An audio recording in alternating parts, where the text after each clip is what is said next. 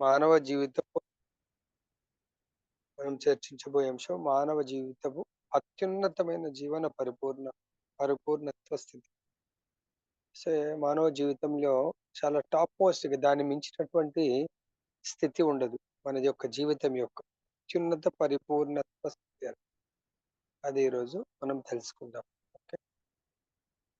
10వ అధ్యాయం 10.10. ఈరోజు డేట్ ఎంతుంది?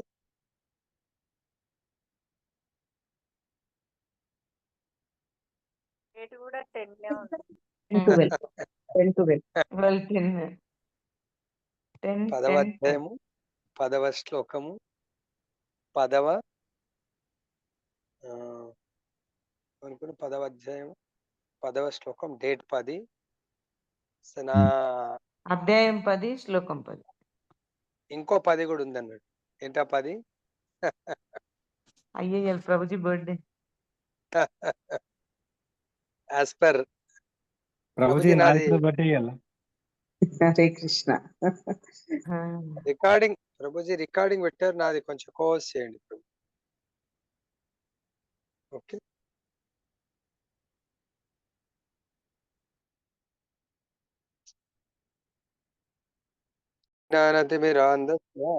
జ్ఞానాంజనశలాకయ చక్షురున్మిళితం येन తస్మై శ్రీ గురవే నమః.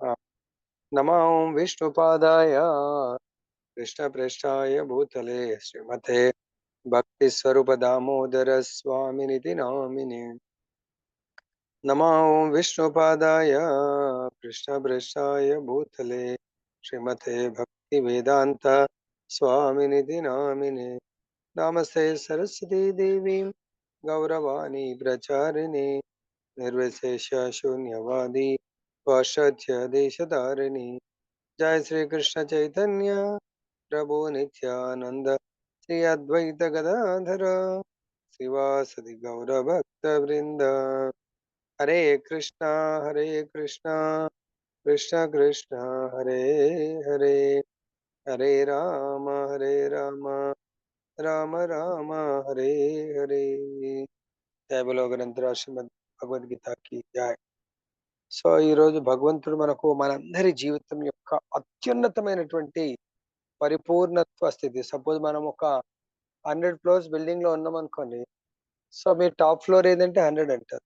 ఇంకా దానిపైన పోతే టెర్రస్ మీకు వెళ్తే అది చాలా టాప్. ఇక దాని మించింది ఉండదు అన్నట్టు ఆ బిల్డింగ్ లో. అట్లనే మన జీవితం అనే ఈ ప్రయాణంలో అత్యున్నతమైనటువంటి పరిపూర్ణత్వ స్థితి ఏంటి అనేది ఈరోజు మనం తెలుసుకుందాం. ఏంటంటే సో ఎవరైతే ఆ భగవంతుని ప్రేమతో నిత్యము నిరంతరము భగవంతుని సేవలో అంకితమై ఉంటారో వాళ్లకు భగవంతుని ఎట్లయితే 100 ఫ్లోర్స్ ఏదైనా ఒక lift direct non stop lift ఉందనుకోండి 100th ఫ్లోర్, అది ఆ ఓనర్ ఆ బిల్డింగ్ ఓనర్ 100th ఫ్లోర్ మొత్తం ఉంచుకొని ఆయన అక్కడ తన ఆఫీస్ పెట్టుకున్నాడు అనుకోండి. డైరెక్ట్ నాన్ స్టాప్, ఇక ఆ లిఫ్ట్ ఎక్కడ కూడా ఆగదు. సో అది ఆయన కొరకు పెట్టుకుంటాడు. అది పర్సనల్. డైరెక్ట్ ఆయన ఆఫీస్కి వెళ్ళే వాళ్ళకు సెక్యూరిటీ చెప్తారు, పలానా lift direct sir 100th floor వెళ్తుంది. ఎక్కడ దానికి ప్రొవిజన్స్ ఇయ్యరు అన్నట్టు ఆపేది, మీరు దాంట్లో ఉండనే ఉండదు. డైరెక్ట్ అక్కడ ప్రెస్ చేశారు 100th ఫ్లోర్, అక్కడ నుంచి డైరెక్ట్ ఇంకా అది సపరేట్ లిఫ్ట్.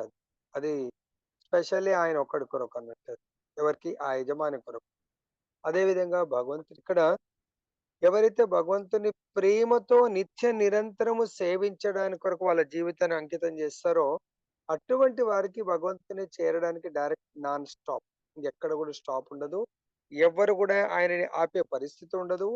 ఏ కరెంట్ తో సంబంధం ఉండదు, ఏం సంబంధం ఉండదు. దానికి ఆల్టర్నేట్ ఇమ్మీడియట్ గా పోతే ఆటో జనరేటర్ సిస్టమ్ లాగా దానికి కనెక్ట్ అయి ఉంటది. ఆ విధమైనటువంటి బుద్ధి యోగాన్ని భగవంతుడు నేను ప్రసాదిస్తాను అని చెప్పేసి దీంట్లో బోధిస్తుంది. That is the highest ultimate goal or ultimate achievement of goal అన్నట్టు. పూర్ణత్వ, అత్యంత పూర్ణత్వ స్థితి అంటే భగవంతుని చేరుకునే బుద్ధి యోగాన్ని ఎవరైతే పొందుతారో అది నిజమైనటువంటి మన జీవితానికి ఇంకా దాని మించింది ఏమి ఉండదు అన్నట్టు. అల్టిమేట్ అంటారు దాన్ని.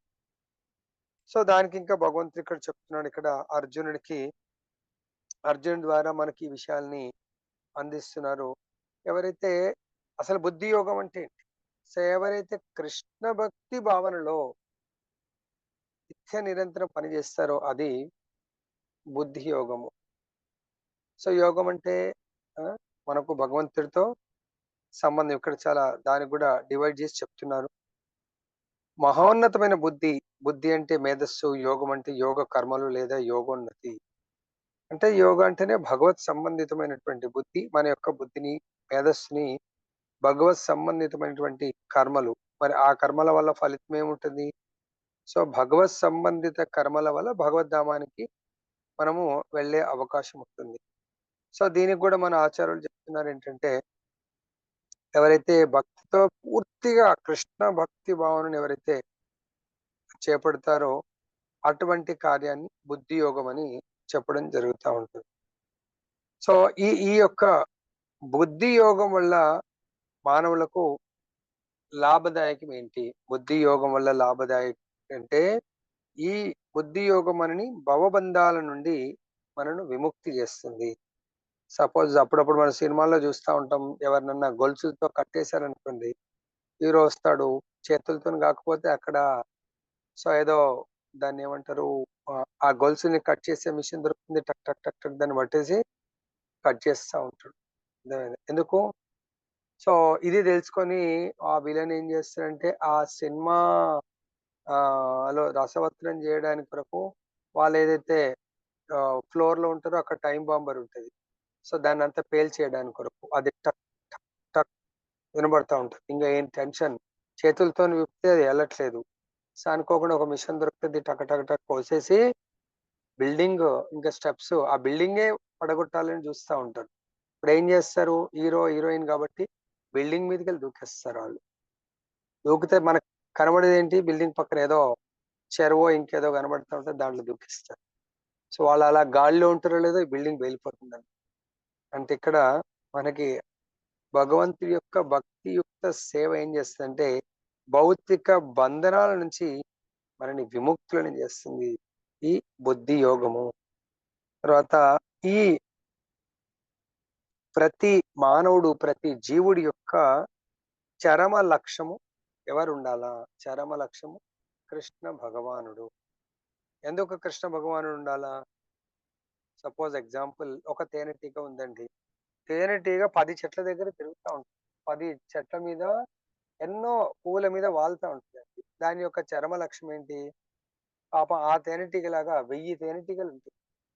ఆ 1000 తేనెటీగలు కలిసి ఆ ఒక యునైట్ గా సత్సంబంధాలతో అవన్నీ ఒక ఒడంబడికతో అవన్నీ ఏం చేస్తే ఒక చెట్టు దగ్గర కలిపి మనందరం కలిపి ఇక్కడ తేనెని తీసుకొచ్చి మనము ఒక తేనె చెట్టు లాగా అది మనం కట్టుకుందాము అని అనుకుంటాయి.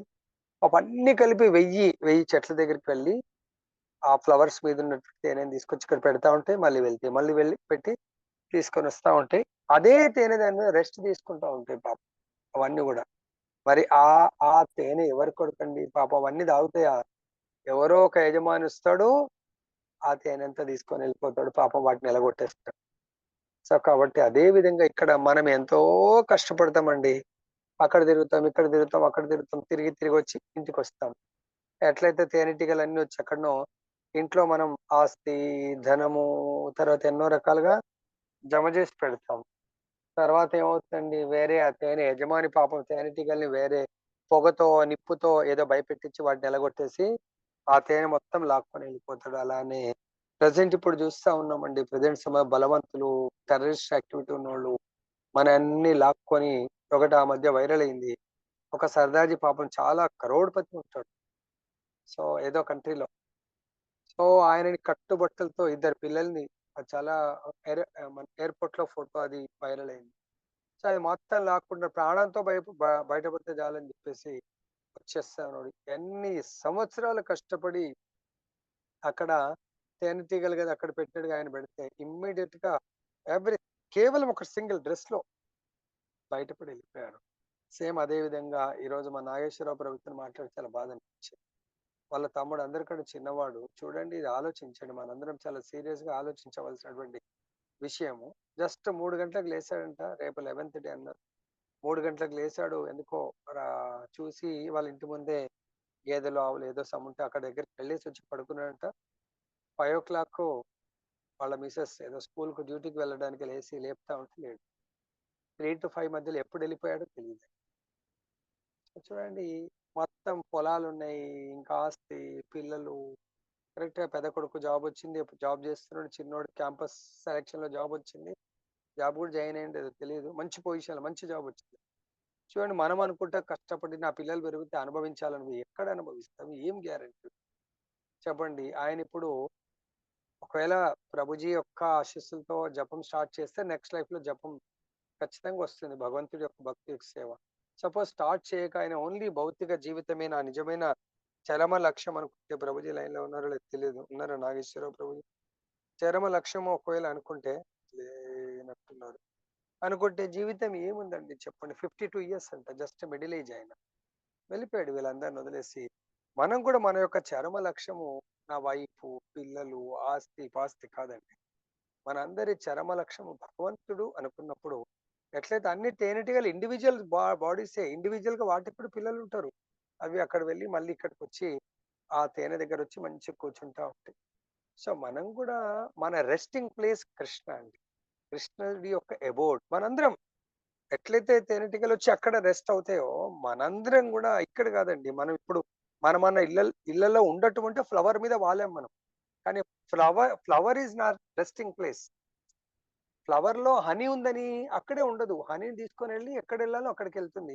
అలానే మనం మన జాబ్స్, బిజినెస్ దగ్గర ఇంటికి వెళ్ళినట్టుగా మన నిజమైన రెస్టింగ్ ప్లేస్ కృష్ణుడి యొక్క పరంధామం అండి. అది గుర్తుపెట్టుకోవాలి. మనందరి యొక్క చరమ లక్ష్యము శ్రీకృష్ణుడు. ఇది జనులకు తెలియదు, మనందరికీ తెలియదు. తెలియకుండా మనం అనుకుంటున్నాం ఈ భౌతికమైనటువంటి భోగ రసంలో ఇది నిజమైందని చెప్పేసి మనము మాయా మోహంలో జీవిస్తా ఉన్నాం. కాబట్టి దయచేసి దీని నుంచి బయటపడడానికి కొరకు మనకు భగవంతుడు, ఆచార్యులు వాళ్ళు చెప్తున్నారు. కాబట్టి భక్తుల సాంగత్యము మరియు ప్రామాణిక గురువు యొక్క సాంగత్యం చాలా చాలా ముఖ్యమైనది. ఈ విషయంలో నా చరమ లక్ష్యము, నా జీవితం యొక్క పరిపూర్ణత్వ స్థితిని నేను పొందాలి అంటే ఇక్కడ 2 రకాలు చెప్తారు. సాంగత్యము, ప్రామాణిక గురువు, భక్తుల సాంగత్యము, ప్రామాణిక గురువు యొక్క సాంగత్యం. ఈ రెండిటి సాంగత్యంలో మనం పొందేది ఏంటిది? మన యొక్క చరమ లక్ష్యము శ్రీకృష్ణుడే అని మనం తప్పక తెలుసుకోవాలి, తెలుసుకుంటాము. సో ఎప్పుడైతే ఈ లక్ష్యము అది ఎప్పటి నుంచో నిర్ణయింపబడ్డది, ఇప్పుడు మనం తెలుసుకునేది కాదు. ఈ సృష్టి సృష్టింపబడ్డప్పుడే ఈ సృష్టికి మనము డెప్యుటేషన్ లాగా వస్తామండి. సో మనం ఆ డెప్యుటేషన్ నుంచి పర్మనెంట్ పోస్ట్ కు, సపోజ్ ఎవరికన్నా ఎక్కడన్నా ఒక ఆఫీసర్ లాంగ్ లీవ్ లో వెళ్ళిండ్రు, లేకపోతే ఇంకేదన్నా ఎమర్జెన్సీ వర్క్ లో వెళ్తే వేరే వాళ్ళకు అడిషనల్ ఛార్జ్ కానీ డెప్యుటేషన్ కానీ ఇస్తూ ఉంటున్నాడు. అలా మనకి ఇక్కడ టెంపరీగా తాత్కాలికంగా డెప్యుటేషన్ కొంతకాలం కొరకు వచ్చామండి, శాశ్వతం కొరకు రాలేదు. కాబట్టి ఇక్కడ అలాంటి లక్ష్యం ఏదైతే మనకు నిర్ణయించబడ్డదో నెమ్మదిగా అదే క్రమంలో ముందు మార్గంలో నడిచిన చరమ లక్ష్యం మనం ఆ మార్గంలో, ఎవరి మార్గము? సాధు శాస్త్ర గురువు. సో మనకు శాస్త్రం ఏం చెప్తుంది?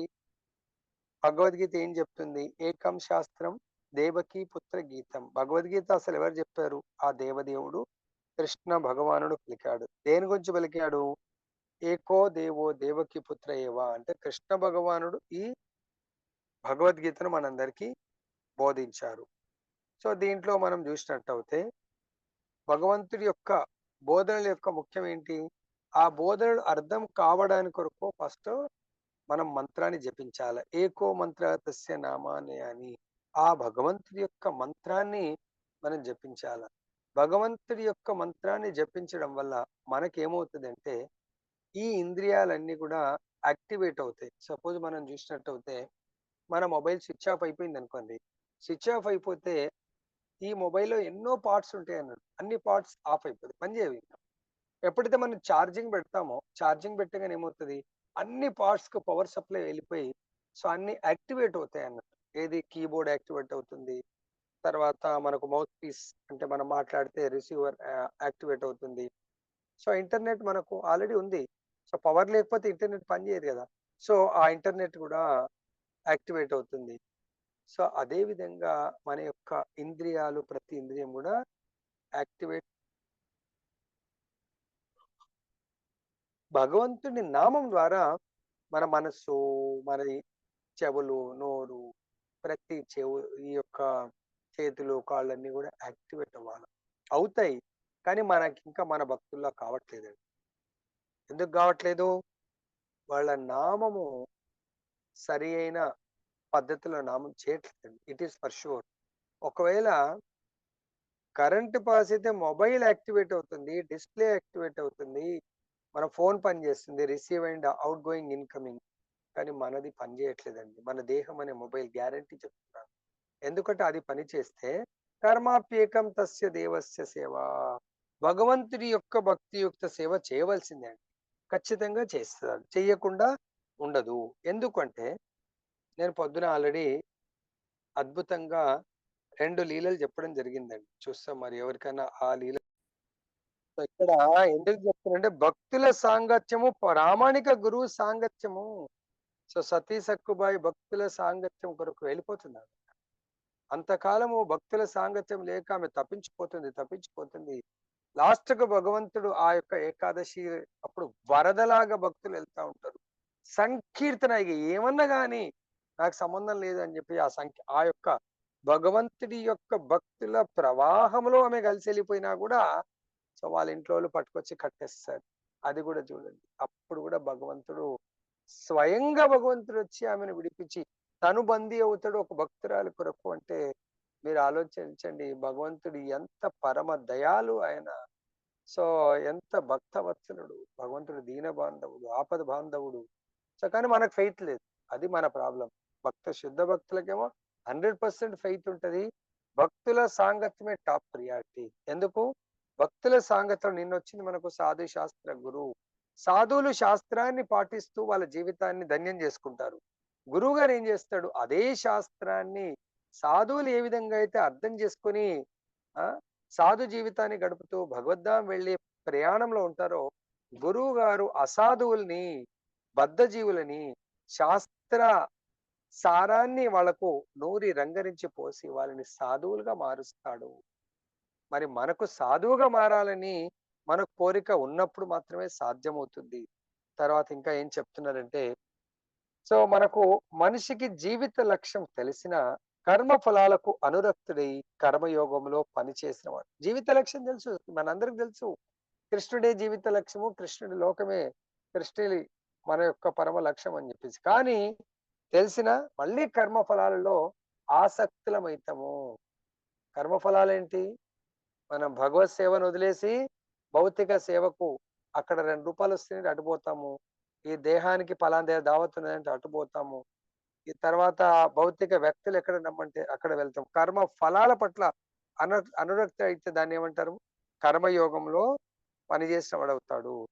తర్వాత భగవంతుడే పరమ లక్ష్యమని తెలిసి కూడా కృష్ణుని అర్థం చేసుకోవడానికి మానసిక కల్పనలు మన యొక్క బుద్ధితో ఇలా ఉండొచ్చు, అలా ఉండొచ్చు. సో వాళ్ళు ఇంకా ఫిజికల్ గా సేవ చేయడంలో నియుక్తం గారు. ఆ జ్ఞాన యోగంలో వాళ్ళు నియుక్తం అవుతా ఉంటారు. సో వాళ్ళ యొక్క లక్ష్యము నిజంగా కృష్ణుడు గాడు. వాళ్ళ యొక్క లక్ష్యము బ్రహ్మజ్యోతిగా ఉండిపోతుంది. కాబట్టి ఎవరైతే ఈ లక్ష్యాన్ని తెలుసుకొని కృష్ణ భక్తి భావనలో భక్తియుక్త సేవలో పూర్తిగా శ్రీకృష్ణునే కోరినప్పుడు అది భక్తి యోగంలో పనిచేసిన వాడు అవుతాడు. దీంట్లో కూడా ఇక్కడ ఒకటి ఆచార్యులు చెప్తారు. భక్తియుక్త సేవలో కూడా ఒక రిస్క్ ఉంటదంట. అన్లెస్ అంటిల్ ఒక కండిషన్ ఫాలో చేయకపోతే. భక్తి యోగంలో కూడా ఆ కండిషన్ ఒకవేళ మనం డినై చేసినట్టు అవుతుంది. ఎందుకంటే భక్తి యోగంలో కూడా ఏం డేంజర్ ఉంటుందండి?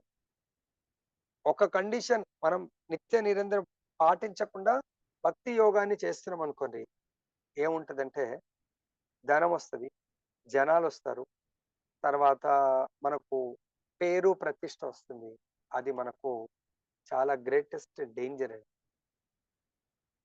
సబ్జెక్ట్ కండిషన్ నా ప్రతి నేమ్ ఫేమ్ ప్రతి దానికి కూడా శరణాగతి. నేను ఒకవేళ భగవంతుడికి సంపూర్ణ శరణాగతితో భక్తిని చేస్తే ఐఎమ్ ఆల్వేస్ సేఫ్ జోన్. నేను శరణాగతి లేకుండా నేను భక్తిని చేసినట్టు సో చాలా సార్లు స్వామీజీ, స్వామీజీ రండని స్వామీజీకి ఎన్నో సత్కారాలు చేస్తారు, మర్యాదలు చేస్తారు ఎన్నో. ఆహా! ఈ మర్యాదలకు నేను అర్హుడిని, ఈ యొక్క సత్కారాలకు నేను అర్హుడిని అనుకున్నప్పుడు మన భక్తి కథం. లేదండి ఇదంతా గూడా గురు కృప, భగవత్ కృప ఇదంతా భగవంతుడిదే.